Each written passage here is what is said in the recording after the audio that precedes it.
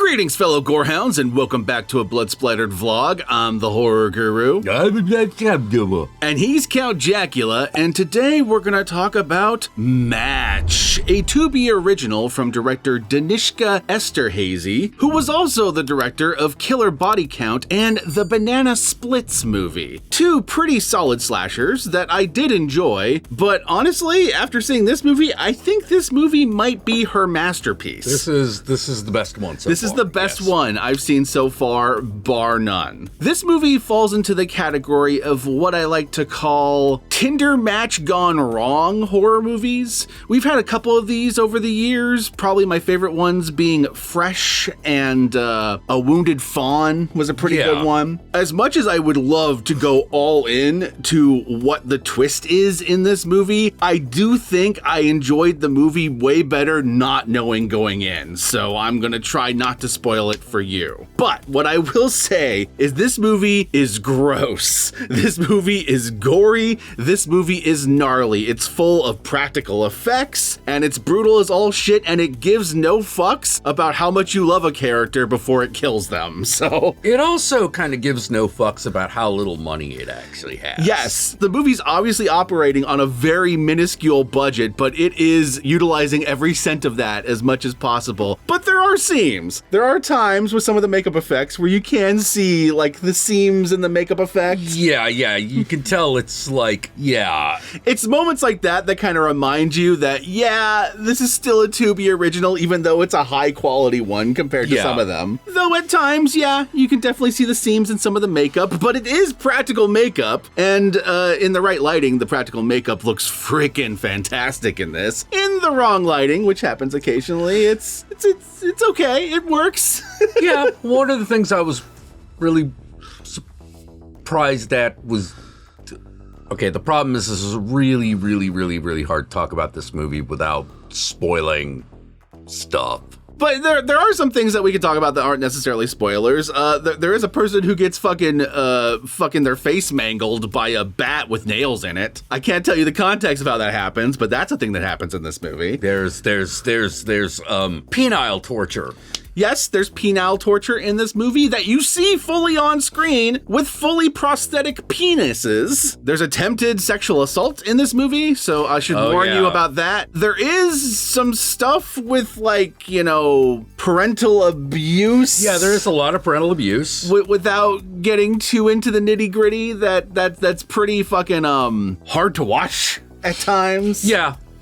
But there's also a lot of like cheesy fun moments in this movie. Moments that like are literal crowd pleasing moments that'll have you like cheering in your seat, The most surprising thing about this movie is that it does go to 11. It does. It goes to 11. It goes to it pretty quickly to the point where like at least halfway through I was wondering, now where can this movie go after this? Like I feel like it's already shot its load. And the movie found ways to continue to surprise me. It managed to stay at 11. It doesn't necessarily ever go to 12. It stays at 11 and manages to keep surprising me with like good twists and turns in like the third act so that it doesn't end up being boring.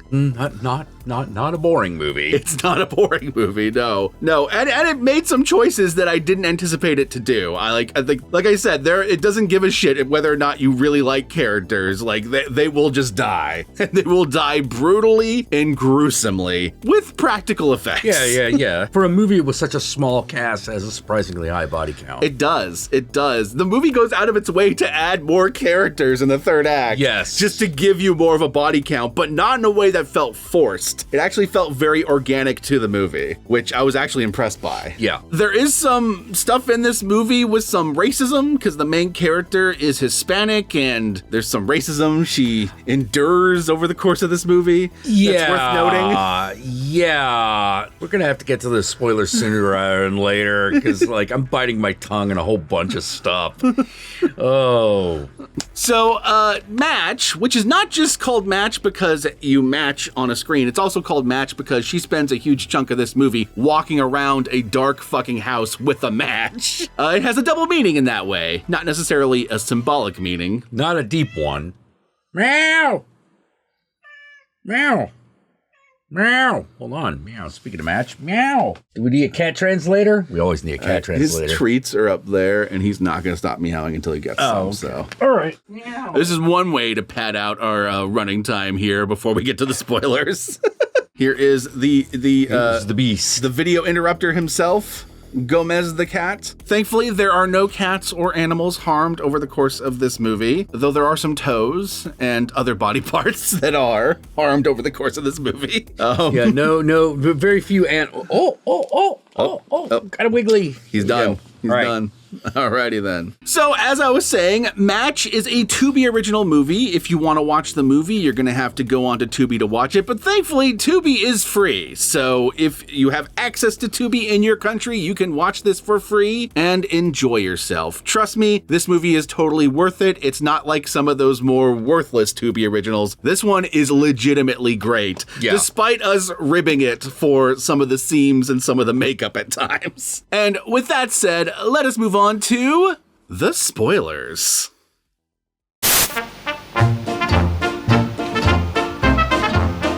Okay, so the girl matches with someone on Tinder. That person turns out to be a fucking sloth mongoloid living in a basement. But no, she's actually been catfished by sloth mongoloid's mother. Yep. Who is trying to find a match for her sloth mongoloid son so that she can produce a grandchild. It's two things. She wants a grandchild before she dies because she's dying. Yeah. That's a plot point in this movie. And two, she wants someone to take care of her son when she's gone. Yes. Which is a weird fact about the villain in this movie because she also clearly hates her sons. Yes. With every fiber of her being and abuses the shit out of them. And I say sons because one of the other twists in this movie is that the fake picture that she sees in like the dating profiles, that actually turns out to be a real person, and that real person is the Mongoloid brother's brother, essentially.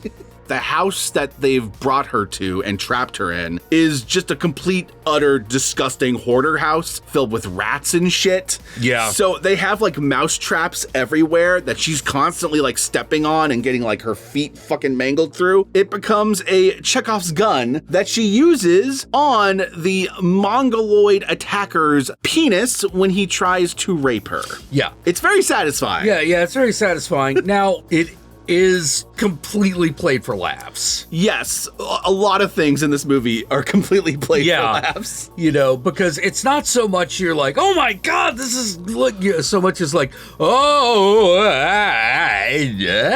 This is a movie that alternates between being very gross and intense and highly campy. And it actually makes that tone work. In lesser hands, that tone would have fallen apart, but in these hands, they actually do work. Yeah, and part of the joke behind the sloth mongoloid is that he has a huge dick. He has a massive dick. In fact, one of my favorite moments early on in the movie is when she shows up at the house and realizes that the Match's mother is the one who answers the door. And the Match's mother is like talking up her son and talks about how all the girls really love his huge heart.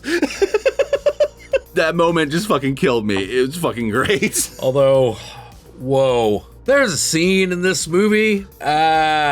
It's probably the grossest. It's probably the most grossest thing that happens in the movie. The most horrifying and uncomfortable scene in the movie. Yeah. And this is a movie that features penile torture, people's faces getting mangled, people getting limbs chopped off. But no, this is the scene that will stick with you till the end of your life. You will never forget this scene. Yes. And the scene is the mother jerking off her sloth mongoloid son. Jerking him off, and then when it's all said and done, wiping her hands and going, Happy New Year! I was horrified. I was disgusted. I was laughing my ass off. Yeah. I was right there with you. That scene's amazing. It's a great example of like the extreme grossness and intensity mixed in with the camp. Because she feels like she would fit right in like the old like 70s Mother's Day movie, like movies like that. Which is funny because like on paper, what this movie basically is it's fresh crossed with barbarian with a little bit of the people under the stairs mixed in with it. Yeah. Like it has like the finale straight out of the people under the stairs of like running through the house and trying to escape the weirdly incestuous fucking family. Yes. But it also has like the setup of fresh and the reveal of barbarian. And yet somehow it feels like a completely unique movie that you haven't seen before. It's got elements of like a trauma film. It does. But at the same time, it also takes itself more seriously than that. Yeah, it takes itself more seriously. It takes itself a little bit more seriously. It's a little bit higher quality in terms of how it's shot and how it's put together and the acting quality and the whatnot. acting quality is pretty good. But it's still also tongue-in-cheek at times. There are still times where you could tell that the filmmaker themselves not only wanted you to be grossed out, also wanted you to be laughing. Well, like, yeah, the whole scene with the dude trying to get the mousetrap off. Yes. His dick. When that was happening, I could feel two things. I could imagine a crowd in a theater just cringing and going, oh, the entire time. And I could feel the filmmaker in that audience just sitting there snickering the whole time. But yeah, I mentioned earlier that there's like racism in this movie. Like there's this reoccurring... Yeah. The mom is like super Karen racist. She's a super Karen racist who's like trying to raise her like trad life children, but like in this incredibly like violent way. Yeah. And she's also a complete narcissist. And you can tell she's a complete narcissist because there's like literal scenes of her going to therapy for herself because her son can't get laid. Yeah, unpack that one. Yeah, unpack that one. That's what she goes to therapy over. Like, but it does lead to a very satisfying moment at the end of the movie when the brothers essentially turn on the mother. Yeah. The one that does it first is the good-looking one. He first turns on her until she, accidentally shoots him in the head because the main character's sister pushes him in the way of the gunshots. I was actually surprised when the sister died. I did not expect her to die. I did not expect the sister to die. I did not expect her to get her throat cut in that moment. That was one of those good surprises. Like, holy shit. Like, I thought this character was untouchable. Yeah. But, like, then you have the moment at the end of the movie where the Mongoloid brother turns on the mom finally and just beats the shit out of her. End of the movie goes wild. It does. It does. Because characters start dying left and right that you don't expect to die. They introduce this whole complete side character who is, like, another person that matched with the brother. Yeah. Who shows up in the middle of all this and gets involved just because she's there. What I like about it is that she's like a reoccurring part of like the theme of the movie, and that's people pretending to be someone they're not in the dating apps. Yes. Because she's also doing it, but she's doing it in like a low-key way where she's got like old photos of her from a different period of her life where she looked really different. Everyone's doing like some form of catfishing. Yes. Yes, to a certain extent, 100%. Yeah, the only person who isn't is the main character. She isn't. She's essentially being her authentic self. That's another gloriously horrifying moment is when it shows one of the people that matched and they're sexting with the mother. Yes. Without realizing that's who they're sexting with. It's a very gross movie, but it's a very fun movie.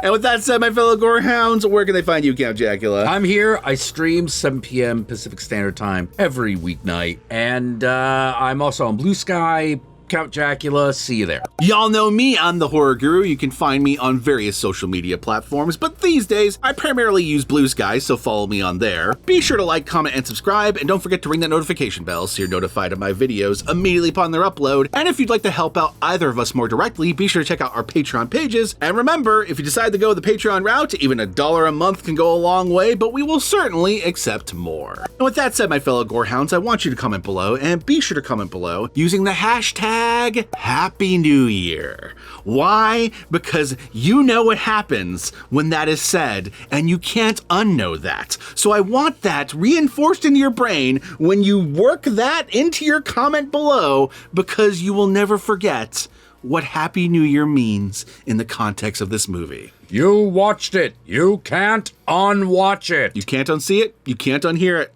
You can't unknow it. It's in you forever.